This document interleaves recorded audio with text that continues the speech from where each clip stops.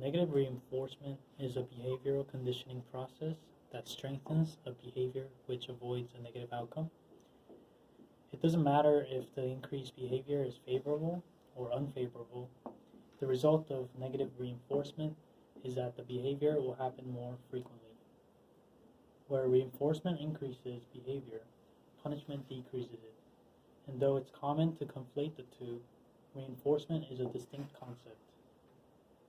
It's easy to remember that negative reinforcement is when we remember the word negative is a call to subtraction, the removal of an aversive stimuli. An example we're probably all familiar with revolves around showering.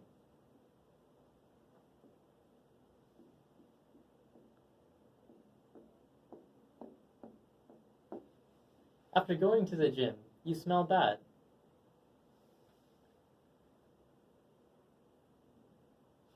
So you shower, and then the smell is gone. This means that in the future, you're more likely to shower to resolve or avoid the smell. This is the presence of negative reinforcement. If instead of taking a shower, you had sat on the floor in silence for an hour, the smell would not go away. So you would likely not repeat this behavior. Another good example of negative reinforcement can be seen in the recent movie Edge of Tomorrow.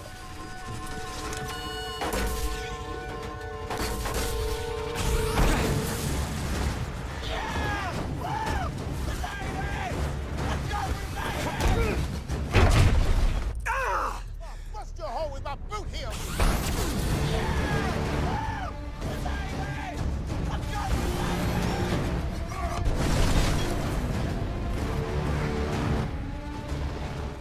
As you can see, the main character, played by Tom Cruise, dies after saving his comrade. After coming back to life, he removes the outcome of death by moving out of the way of the falling ship after saving his comrade, instead of remaining in direct path of the ship. One example that is close to our hearts as Georgia Tech students is one of learned studying habits.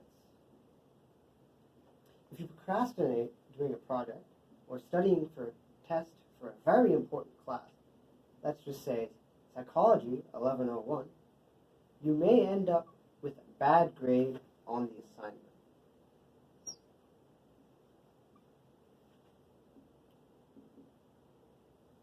After this horrific event, you planned and you did the assignment and studied for the test more than 2 weeks in advance. And because of this, you ended up getting a high A on the next assignment.